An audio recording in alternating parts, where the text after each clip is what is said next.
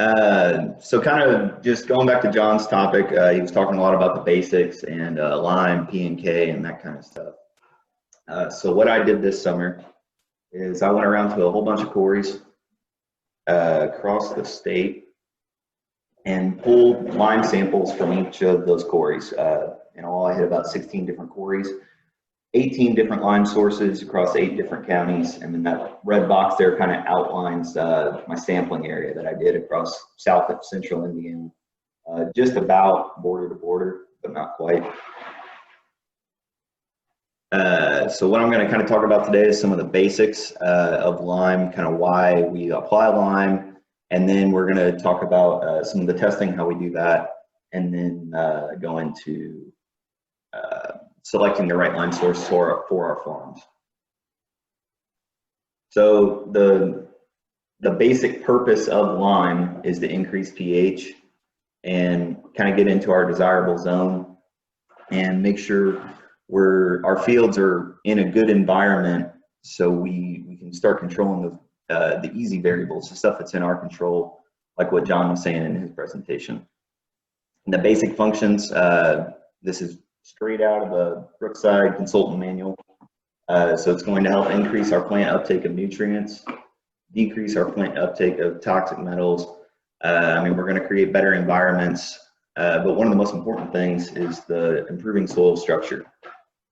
Through calcium and magnesium, we can either decrease or increase our pore spaces, and that's one of the good things about lime. We can choose different sources, so we can kind of build our reserve of calcium and magnesium depending on what we need. So on that, kind of the balancing of soil aspect, we're looking for that 70 to 80% range, 8 to 18% magnesium, greater than 3% potassium. And then what we're doing with this is we're hoping to create adequate soil pore space and ensure we have adequate uptake of all of our nutrients. We want a balance there. We don't want an imbalance where a plant has more of one thing so it won't take up another, or we get antagonisms there with other nutrients. And then John, Luke, Danny, guys, don't be afraid to jump in and tell me whenever I've said something stupid or I'm going all wrong. Not at all. So one thing a lot of guys think is, well, if I just apply one lime, I'm good across my soil, so I can pull from any source. I'll just pull whatever's cheapest. I mean, that's not true, because not all liming sources are equal. I mean, they're going to differ quarry to quarry, and they're going to depend on whether we're pulling from a high calcium vein of limestone or a high magnesium vein of limestone. It's going to depend on how that the grinder is set up at that quarry, which all factors into our effective calcium carbonate, which that is a measure of the purity and the fineness of the lime, and it's going to be kind of what we're going to adjust our lime off of, and it gives us an idea of when we can kind of start expecting to see results and just how much bang for our buck we're getting out of this expensive purchase that we're making for our fields. So kind of what we want to look at on a test that we get back from just what we get back. This is a quarry that I ran. This is Derbyshire Quarry out near Laurel, Indiana. It's eastern part of the state. What we're looking at, where we get this back, we're looking at our calcium percentages and our magnesium percentages. Those are the first thing that my eyes go to, usually because it's higher on the list, and it's telling me if I've got a high cal lime or a high dolomitic lime, or a dolomitic lime. And then we have the things below the calcium. So anything with the word as in front of it, it's just an equivalent. So that's just telling us we're only testing for the magnesium numbers. This is the percentages that we get on calcium and magnesium are the only ones that we're actually testing for. The as numbers are just equivalents. So we're using a factor to multiply to get those numbers. And then the next thing I'm going to look at is going to be my total neutralizing power. This tells me exactly how pure the lime is. So this tells me just the purity and the chemical makeup of this lime. We want it, the closer to the 100 that we get it, the better. And then finally, I'm going to look at my fineness, which is the percents passing certain screens, which is going to tell me how fine my lime is, how reactive it's going to be, and how easily spreadable it's going to be. If I've got one where I've got just, it's super fine, I've got a lot of stuff that passes through that 100 mesh, I know I'm probably got a pretty difficult thing to spread, but it's going to be very reactive very quickly. And then our ECC, kind of that thing I alluded to on the last slide on what kind of makes all limes different. It's a factor that takes into account our purity of our lime and then our fineness. And then that gives us kind of an overall score of what our lime is. I guess, do you guys have anything else that you kind of look at or useful information on that test to kind of run through? So just in general, would you call this a high calcium lime or a high magnesium lime or a mid-grade lime? I'd call it closer to a dolomitic. What I usually look for, if I'm above 10% magnesium, that's usually a good indicator that I'm dealing with a dolomitic. And Dolomitic meaning high magnesium. High magnesium. And then if I have below, it's kind of different out there. I haven't been able to find anything that's super, there's not very much agreement in what I've read on what is considered a high calcium lime. I usually go with less than 1%. I don't know if you guys have anything different that you guys look at, but I usually go with more than 30% calcium and less than 1% on magnesium. I don't know if you guys have any input on that. That's funny because somebody asked me that question the other day and I didn't really have an answer for them. I said, really, all lime has got some dolomite in it. I mean, it's very hard to find impurity, but I would be in agreement with you. Under 1% or 2% magnesium, if you can keep it under 1% or 2%, you're probably, I would consider that high cal lime. You get anywhere above, you start getting above 5%. The lime around here are 3 to 5% magnesium, and you see the soils just are built up in magnesium over time. So even at 3 to 5%, that soil's going to hang on to that mag for a very long time. It just doesn't want to let go. So to find anything under 1% or 2%, you're doing really, really good if you can find that. Now in sandy soils, of course, you're going to want the mag. But, right. Yeah, and that goes back to that whole balancing thing. I mean, if we've got a soil that's high in calcium, I'm probably going to, or high in clay, I'll probably want more calcium there so I can have a greater pore space and less water holding capacity there. Where if I'm on a sandy soil, I'll want magnesium because it's a smaller particle and I can start decreasing my pore space to potentially hold more water there. Okay. And then this, I was talking about the total neutralizing power in the ECC. This is kind of a comparison. We have the 5 highest total neutralizing powers of the quarries that I pulled from out of those 18 different sources, and then compare that to the 5 highest ECCs that I pulled from. You'll notice that only one of those makes it onto both of them. So to me, that's a very good lime source to be pulling from. This one, in fact, is I believe it's a high cal lime, what I would consider. But this just shows that our neutralizing power and our chemical purity doesn't amount to much if we don't have a grind to support that. Absolutely. So we need 2 pieces of the puzzle there that we just need to kind of look at whenever we're doing this, and we're selecting our lime sources this fall, where to buy from, where to pull from, besides just who's the cheapest and where can we get it from the quickest. Logan, I want this point. I want everyone to hear, if they listen to this, is that one of the most frustrating things to me is whenever I go out to a field to do some sampling and I see these little chips all over the field. What that tells me is somebody bought some lime and they got absolutely no value out of it at all. Complete waste of their money, complete waste of their application across the field. If it's in chips, then there's nothing out there that's going to help them. They need to get something that's got a good grind to it. It's called investing for your retirement, is what it is. Because in Illinois, they used to do that, and it's been like gravel grade out there, and you're still 50 years later, you're seeing that finally starting to release back into the soil. Because you look at, why is your pH at 7.5?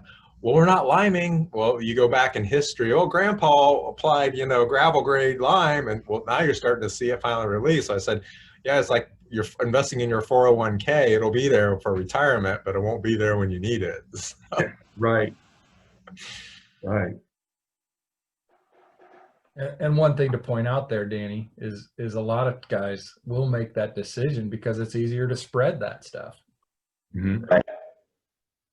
Yeah, I mean, why spread 50 feet if I can spread 80 feet?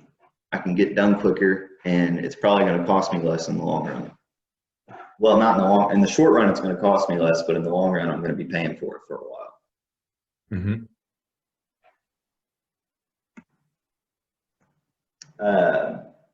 So I sort of understand this. I can explain the grind analysis pretty well, but Luke, if you don't mind jumping into how do we analyze the nutrient values on lime, if you understand that. I'm sure you understand it better than I do.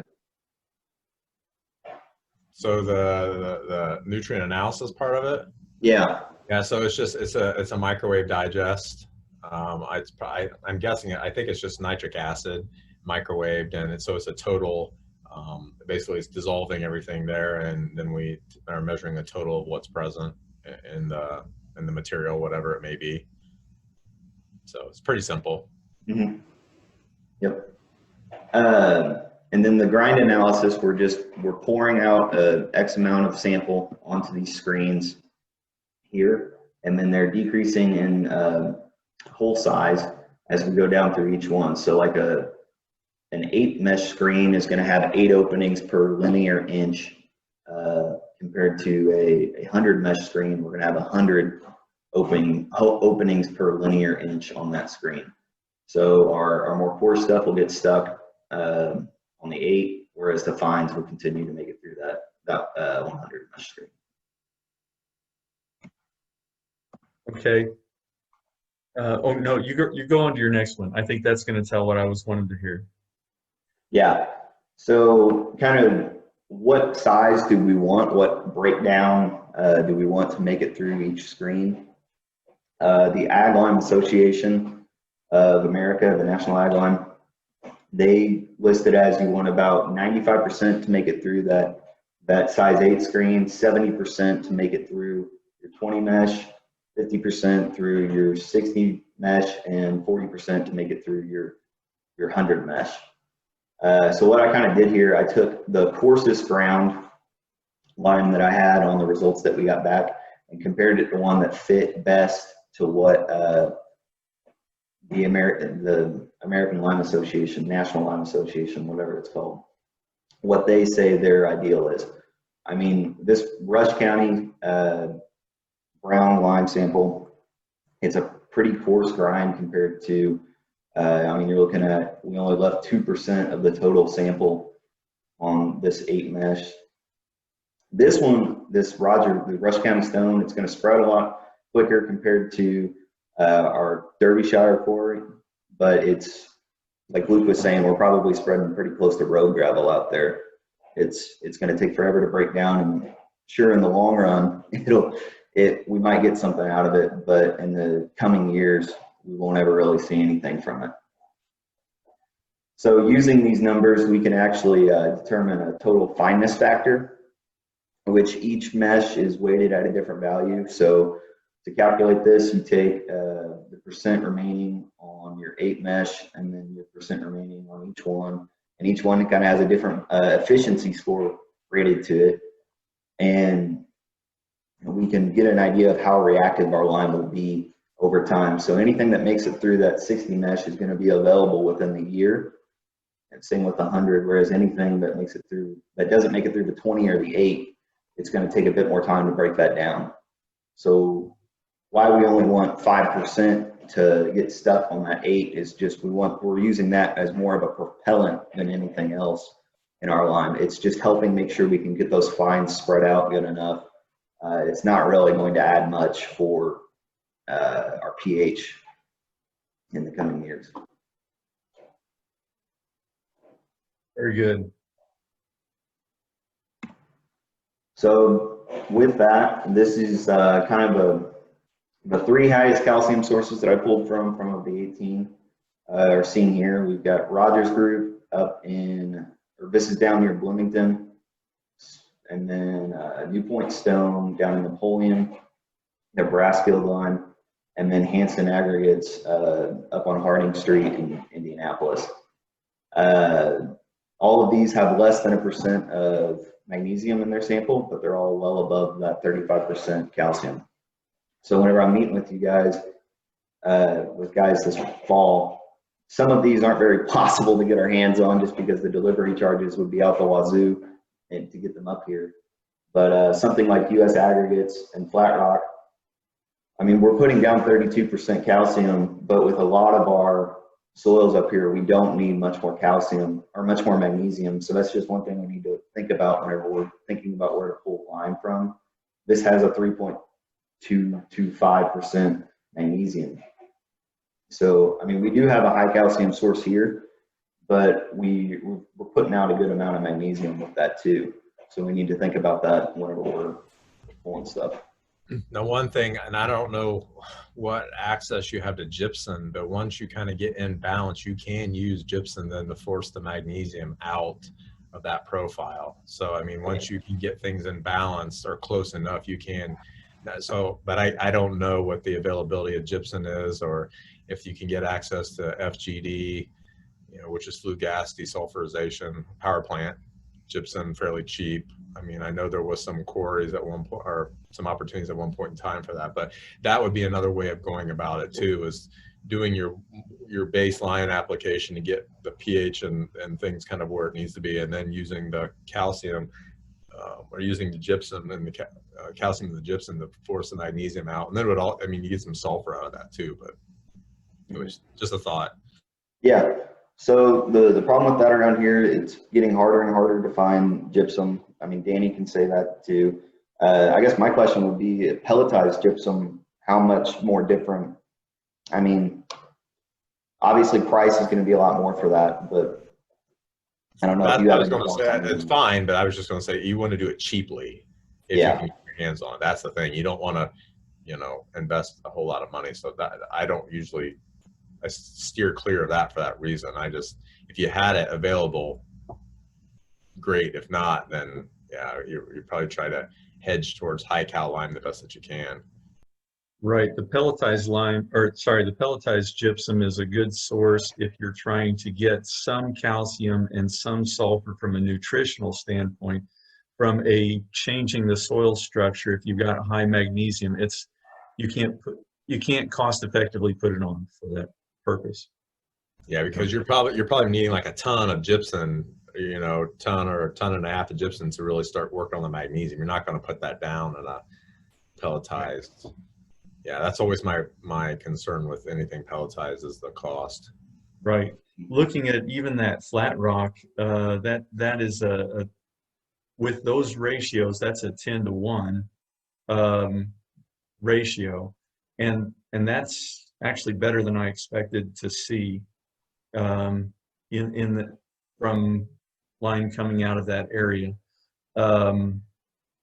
If you're more of the if you're trying to change the ratio of the calcium, magnesium in the soil, you want to have more, you know, a 10-to-1. If you're talking about, like you said here, a 35 to less than 1,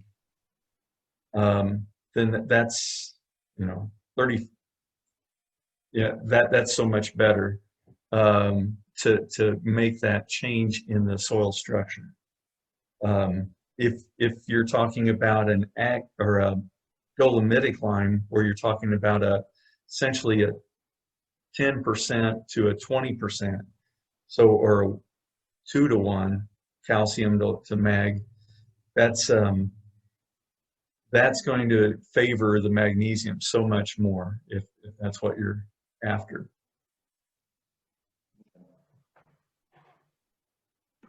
So kind of just moving on, the dolomitic sources that I pulled from, which are rare in this area, that we ever really need to apply more magnesium to our soil.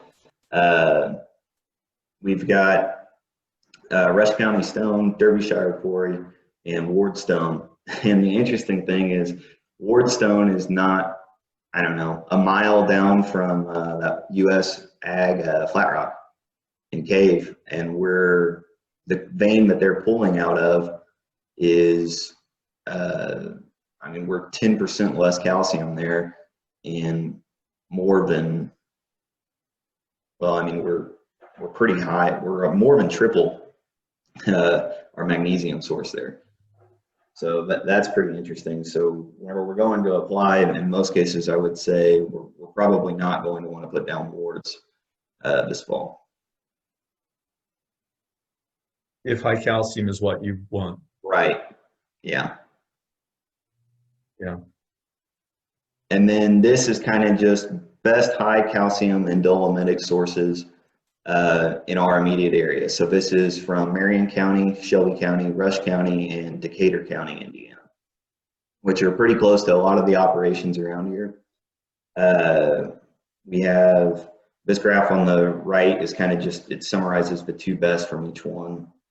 But we've got Hanson Aggregates up on Harding Street, US Aggregates on Flat Rock, and Martin Marietta calcium sources, all very close. One thing I would say with this one, I mean, the magnesium is a little bit higher on this, so if we are looking for a really good high cal lime, if we're up in the 30s and stuff like that, aren't having magnesium numbers on the fields, we might want to avoid that one. And then the ECCs on these two are about in the 50% range.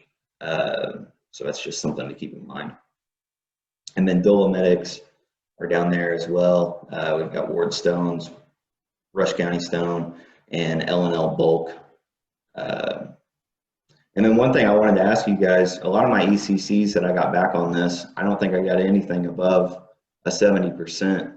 Is that pretty typical to see whenever we're pulling lime samples like this, or is it, did I mess up and not pull a lime sample right?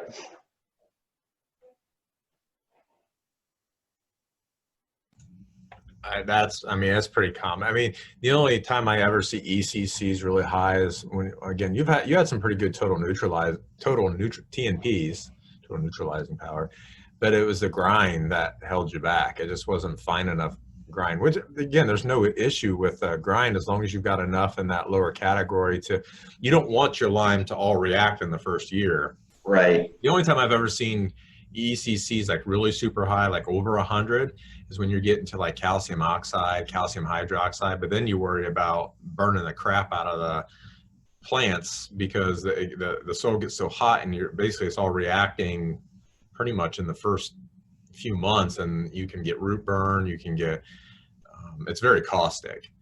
And so that's why you got to be careful with that. You'll see it in water treatment limes too. You use calcium carbonate to do that, but it'll switch to calcium hydroxide in that process. Or it's like I said, or burnt limes is another one where you'll see, and again, you become very caustic. But as far as average normal lime, this is pretty common. It really boils down to grind. If you could get them to grind it any finer, you'd be right up in all of them would be running around, probably in your 70s. So yeah. So then just kind of wrap things up. I mean, why bother even pulling these lime samples? Why do our due diligence to figure this stuff out? I mean, a lot of it boils down to that basic agronomy piece that John kept hitting on. We want to make sure we're fixing the small things so we can start looking at the bigger issues and the more complex issues. Just by fixing these small things, we can start getting to that point. We want to make sure we're spending our money right. Yeah, we just want to make sure we're being as profitable and as smart as we can, especially with the way the markets are right now. I mean, money's on everyone's mind, and everything we put out there, we want to make sure we're actually getting it used to, and we're doing it efficiently and to the best of our abilities.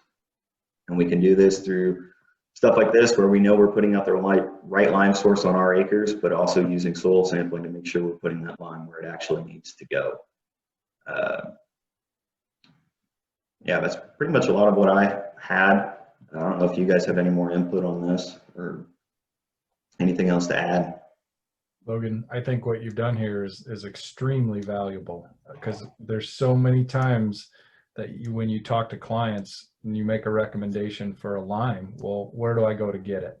And having this kind of data at their resource so that they can pick, you know, calcium, magnesium, EEC, all of those things, this is really valuable. I'd like to see you talk about what you did here potentially to the consultant conference, because I think every consultant they have a certain level of this knowledge for local lime sources, but I haven't ever seen anybody do it to this extent. And I think there's a lot of value to create a library of this for each consultant's area.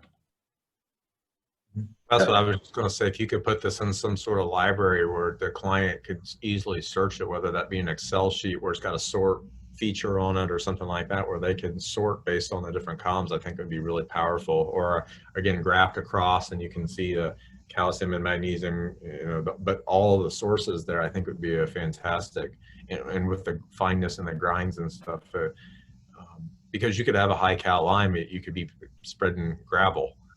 Yeah. And it means nothing. It could have great neutralizing power too, but it's nothing because it's gravel. So I think it's a really cool thing that you did. And I've actually already got all that into the Excel sheets, just so whenever we are having these discussions, it's a lot easier to just click on a data sort feature compared to combing through blue sheets to figure all this stuff out.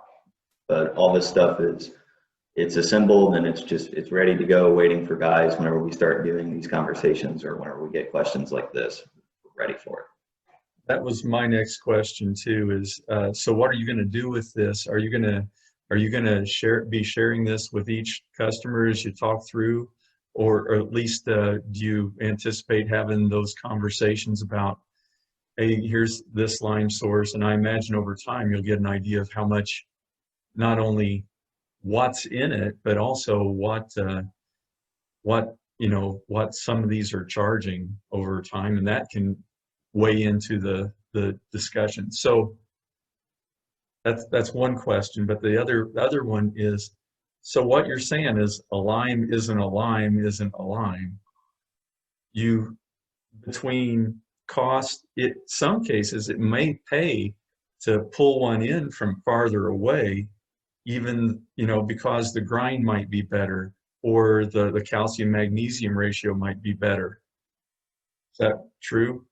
Right, yeah. I mean, a lot of it is the pricing stuff. I wish I would have got a better database of that, but a lot of these quarries are kind of just, well, we'll price that based on how much you're willing to buy. So that was a little bit annoying with this, but yeah, the looking into figuring out how much we actually need and figuring out trucking costs. If we can use this data to have one more tool this fall, I think it's going to be very useful for guys. And my plan with it is whenever we are having discussions, this is going to be one of the things that's open on my computer, probably just as much as their soil results, so we can figure out which lime solution is going to be best for us.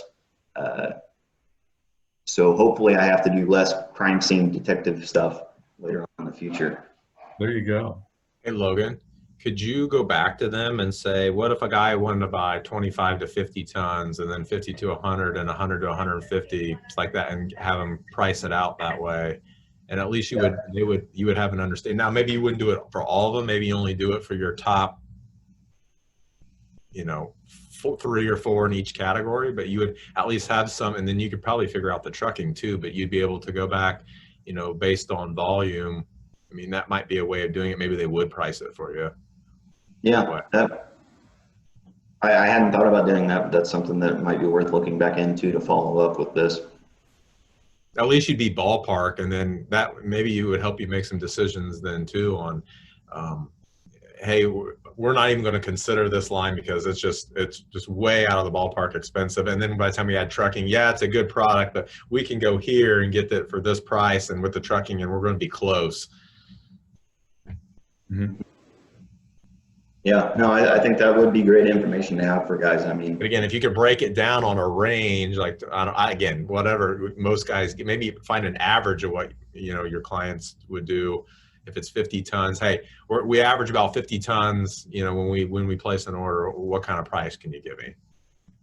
Knowing that, yes, it'll go higher or it'll go lower when we go higher and lower when we go lower in tonnage. But yeah, thank you for that. That's actually a really good idea, but probably should be done before we get into fall.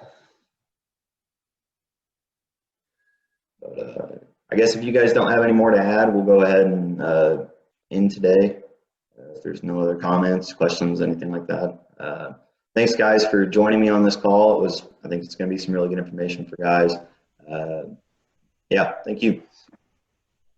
Thanks, Logan. I really like what you did there with the line presentation. I do too.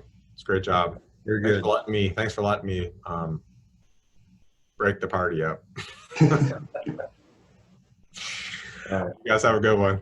You too. Thanks. All right. Thanks, everybody.